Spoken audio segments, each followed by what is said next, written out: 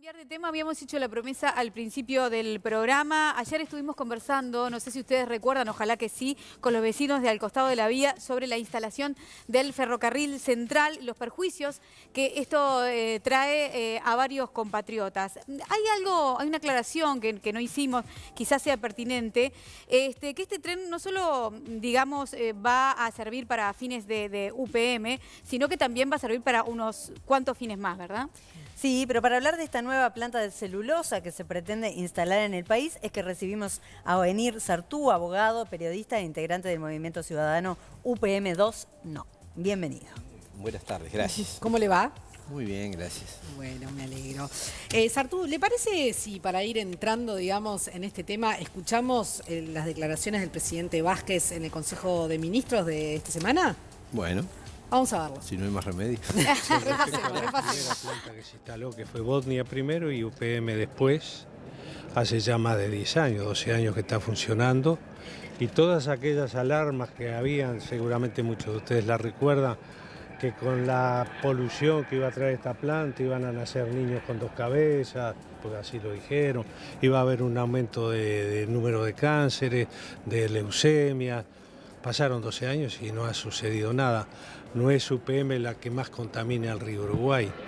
Así que esa experiencia que es muy buena y con la tecnología que tenemos en este momento a nivel internacional al respecto en la producción de pasta de celulosa, estamos seguros que se van a atender correctamente los impactos ambientales que pueda tener. Y nosotros estamos trabajando para que esta planta se pueda instalar, porque va a traer mucho trabajo para los uruguayos, ingresos de divisas que son muy importantes y además todo lo colateral que trae, porque entre otras cosas va a mejorar mucho la infraestructura del país, sobre todo de esta zona. Bueno, repasando, no vi que nacieran niños de dos cabezas, dijo. ¿Cómo? Es una de las frases, ¿no? Pero ¿cómo toman las declaraciones del presidente Vázquez? Bueno, a mí me parece que para eso ustedes tendrían que organizar un debate entre el presidente Vázquez y la murga La Catalina. Porque yo lo único que le oí decir que iban a ser niños de dos cabezas fue en uno de los cuplés de La Catalina hace unos años. Nadie dijo seriamente eso. Eso es una frase efectista usada por el presidente. A ver, aguárdame un minuto porque estamos teniendo un problema con un micrófono. Le pedimos Te invitamos a sonido. nuestro amigo Ricky. Exactamente. Mientras seguimos, no sé si es el micro de Sartú, es el del invitado, sí. Exactamente. Adelante, Ricky, cuando quieras, como una estrella más. Esa frase de no vi que nacieran niños de dos cabezas, hubo mucha parte de la población que no la tomó no fue muy feliz, digamos. Bueno, porque hubo mucha parte de la población que no lo tomó como algo muy agradable, más allá de si se está a favor o en contra de UPM, ¿no? Ahora sí puedes hablar, Oenir. Ahora puedo hablar. Sí, estás conectado. Bueno, no, evidentemente fue una frase que cayó mal, que es de mal gusto, es decir, prácticamente burlarse de una situación dramática no es de buen gusto. Pero más allá de eso, hay una cosa que rompe los ojos, ¿no? Estamos en un momento en el Uruguay en el que toda el agua está contaminada y en el que finalmente este verano las cianobacterias invadieron las playas de todo el país, desde Carmelo hasta Rocha. Entonces,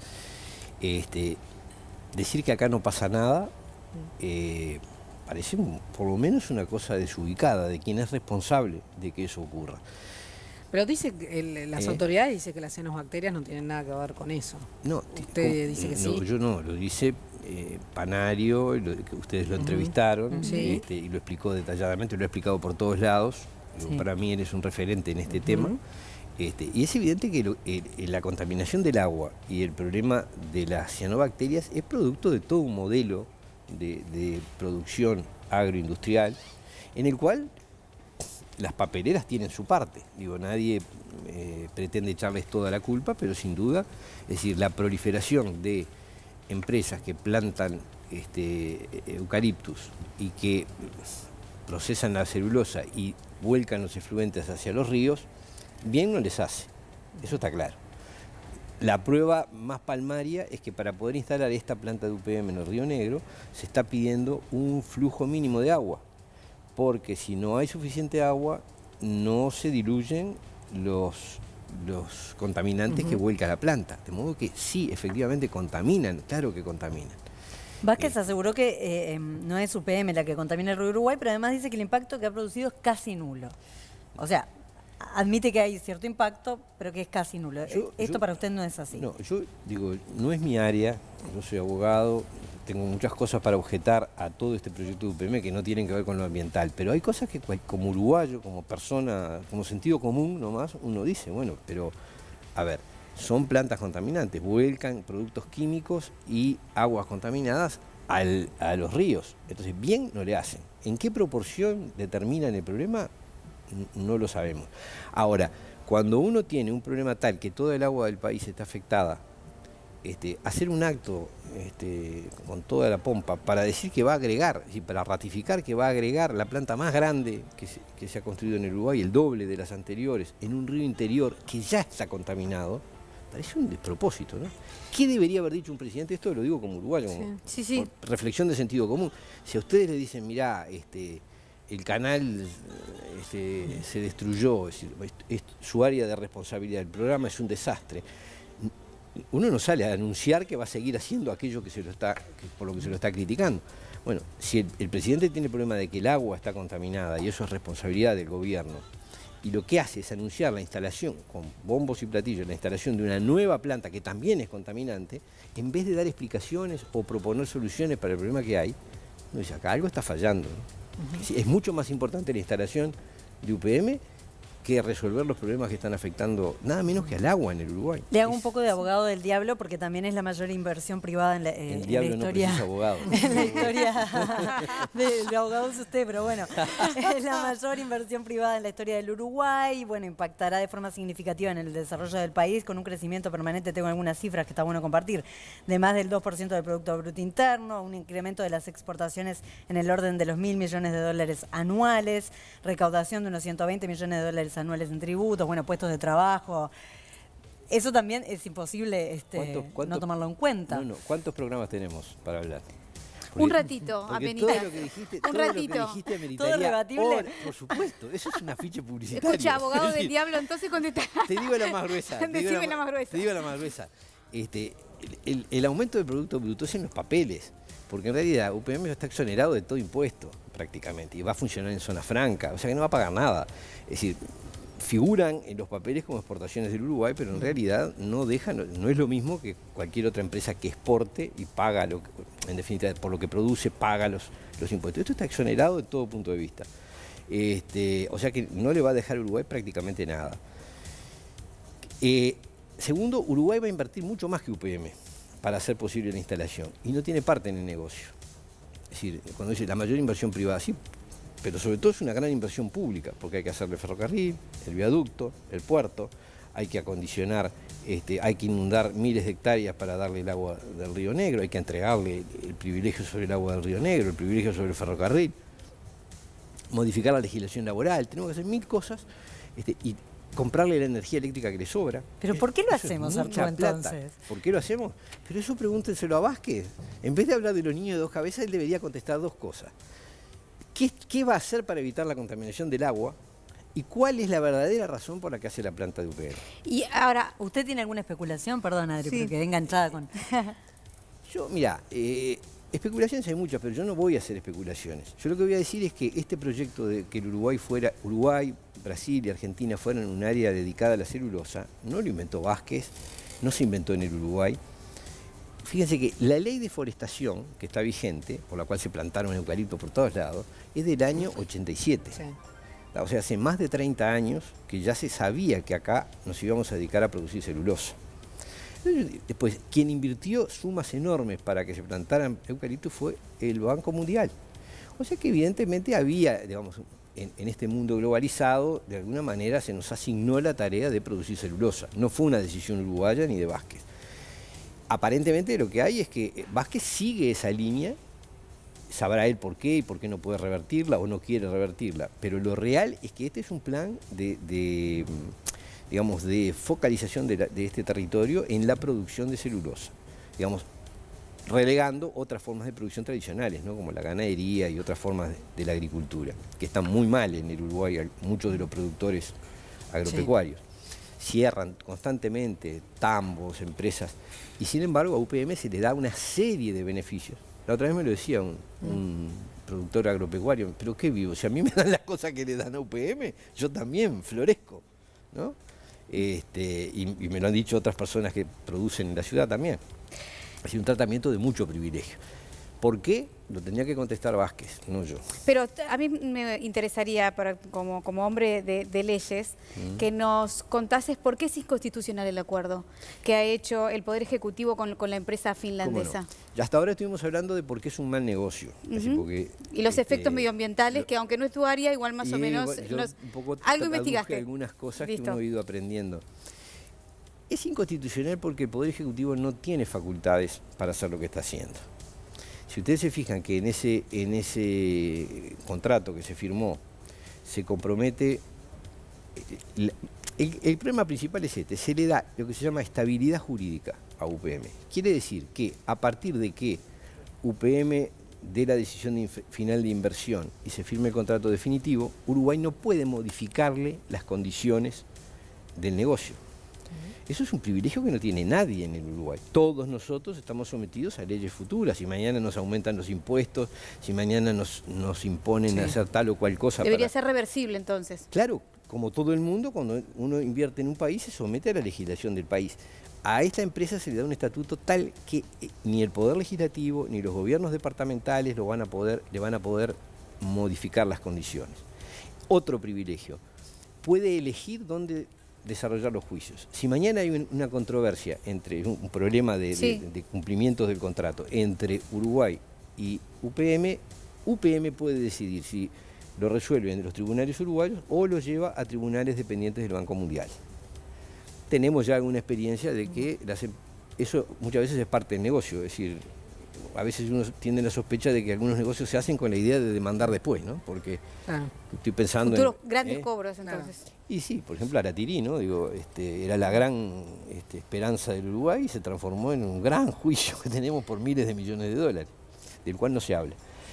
Bueno, ahora están firmando un nuevo contrato que nos pone en las mismas condiciones. Si mañana UPM considerara que se incumple lo que se le comprometió, nos podría demandar ante un tribunal por cifras enormes.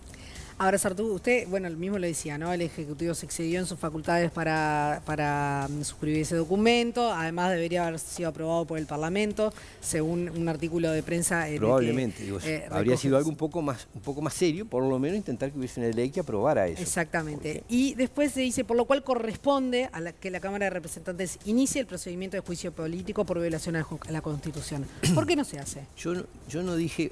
es decir, la denuncia que nosotros presentamos, digo, yo hablo acá en nombre de un movimiento que se llama Movimiento Ciudadano UPM2, ¿no? Que entre otras cosas presentó una denuncia ante la Cámara de Diputados por la inconstitucionalidad del contrato con UPM. Nunca dijimos juicio político. El artículo 93 de la Constitución lo que dice es que cualquier interesado puede promover una denuncia frente a los diputados cuando entiende que las autoridades, es decir, el presidente, el vicepresidente, los ministros, los directores de entes autónomos, infringen la Constitución.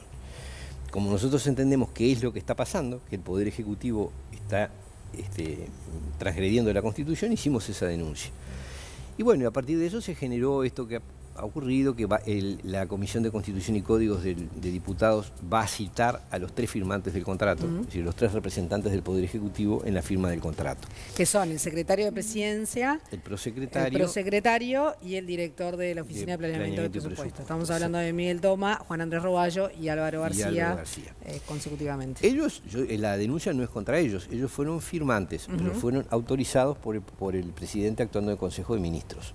De modo que la responsabilidad tanto política como jurídica es del Poder Ejecutivo, o sea, del presidente y los ministros. Desde nuestro punto de vista, el Parlamento puede hacer muchas cosas, pero la primera cosa que tiene que hacer es investigar, es decir, ver qué es lo que se firmó, en qué condiciones, y ocuparse del tema. Eso en parte se está cumpliendo, por lo menos aparentemente van a empezar. El Frente Amplio, es decir, el oficialismo, condicionó en la comisión, digamos, accedió a que se citara a los 3 firmantes y de alguna manera, según lo dijo el diputado de Los Santos, Darcy de Los Santos, la idea es que no se siga adelante con el juicio político. Bueno. ¿Pero para usted amerita un juicio político? Para mí, desde mi punto de vista, amerita a que el Poder Legislativo le llame seriamente la atención al Poder Ejecutivo y que se converse seriamente dejar sin efecto ese contrato. Porque es lo que corresponde. ¿Hay grandes antecedentes con referencia a eso, a este movimiento que tú decís, de poder dejar sin efecto un contrato? Bueno, acá la mayor parte de los contratos que se han hecho con el Estado, el que los ha dejado es el inversor, se borra. Si no es el caso de Aratirí, la regasificadora, si dejan todo colgado y se van. Y después hay juicios. Eso es lo que ha pasado hasta ahora con todos los grandes puertos de aguas profundas, todo termina igual. Pero bueno, no hay un antecedente de que el Parlamento dijera no se haga, esto no se puede hacer, no lo hay. Sería deseable, yo estoy convencido de que este contrato es perjudicial para el Uruguay y sería deseable que el propio sistema político lo interviniera y lo remediara y no esperar a que esto termine por decisión de la empresa.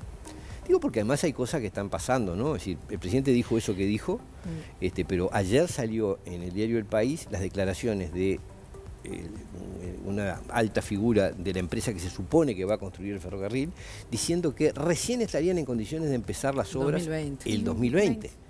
Entonces, ¿qué fue lo que anunció el presidente? Hay una contradicción fuerte. Uno de los dos se equivoca o se aparta de la verdad. Ahora, ¿usted cree que en año electoral algo de alguien, algún político de todos los que están en nuestro país, ¿no? Me llama legisladores, gobierno, ¿va a agarrar la sartén por el mango en este tema? Yo creo que va a depender porque mucho. se la tiene que jugar. Sí. Y eso va a tener puede tener repercusión en las urnas. Sí, para un lado y para el otro. Por supuesto. Porque, por ejemplo, hace 6 meses a nadie se le pasaba por la cabeza cuestionarse este contrato. Y desde que empezó esta campaña ciudadana, porque en realidad esto empezó del llano, absolutamente de abajo, bueno, las cosas cambiaron. Resulta que ahora todos los candidatos están tomando posición o planteando cuestionamientos. En fin, el tema entró en el debate político. Y eso fue en poco más de 6 meses que se produjo. No podemos saber lo que va a pasar de aquí a 7, 8 meses más. Pero todo hace pensar que este tema va a seguir ocupando cada vez más espacio, porque además están pasando hechos. Esta contradicción que le señalo entre lo que dice el presidente y lo que dice el que se supone que va a ser el tren, bueno, en cualquier país serio tiene que llamar la atención.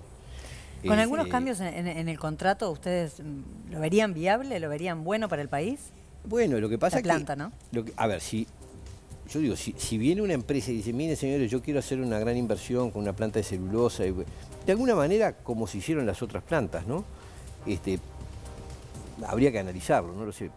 Pero en la forma que está concebido este contrato no hay cambio que lo... Es decir, cuando el contrato parte de la base de que Uruguay tiene que hacer más del 50% de la inversión, que Uruguay lo va a exonerar de todo tipo de impuestos, que se le va a adjudicar el uso de un río interior que ya está contaminado, ¿en qué condiciones hay que cambiar para que eso funcione? Es muy difícil. Digo, no veo muy factible que si Uruguay dijera, miren señores, rompemos esto y vamos a hacer un contrato en serio. Dudo de que la inversión se produzca, pero es una hipótesis que se podría analizar. Yo hoy parto de la base de que lo que está es este negocio está encarado de esa manera y que de esa manera es perjudicial para el Uruguay. Y te hago un comentario sobre algo que dijiste. Dale. Tú dijiste que el tren iba a servir para otras cosas. Y a mí me llama mucho la atención la afirmación, porque el contrato lo que dice es que el tren va a estar a disposición de UPM 24 horas del día, los 365 días del año. No es algo que yo especulo, está escrito, así se escribió, para que no hubiera dudas. Entonces yo me pregunto, ¿qué contrato tú puedes hacer con otro usuario del ferrocarril y UPM puede con 24 horas de anticipación comunicar qué frecuencias va a usar? Entonces tú no puedes hacer un contrato estable con otra empresa porque no sabes si le podés cumplir las frecuencias. Y usarlo para pasajeros es muy difícil. No, porque eso si no, no eso podés, seguro que no. si lo De tenés carga que tener seguro. siempre sujeto a la voluntad de Era UPM. para cargar, solo carga. Por eso, entonces, solo carga, pero al final uno desde la termina planta. con la idea que es muy difícil que sirva para otras cosas si siempre tiene que estar a disposición de una empresa. Sin contar con que eso es inconstitucional, ¿no? Tú no podés adjudicarle a alguien el uso preferencial de una calle, de una vía o de un río. Que no estaban hablando justo. Perdón. Gracias por haber venido. No, gracias a ustedes, por favor. Placer recibirte. Igualmente, igualmente.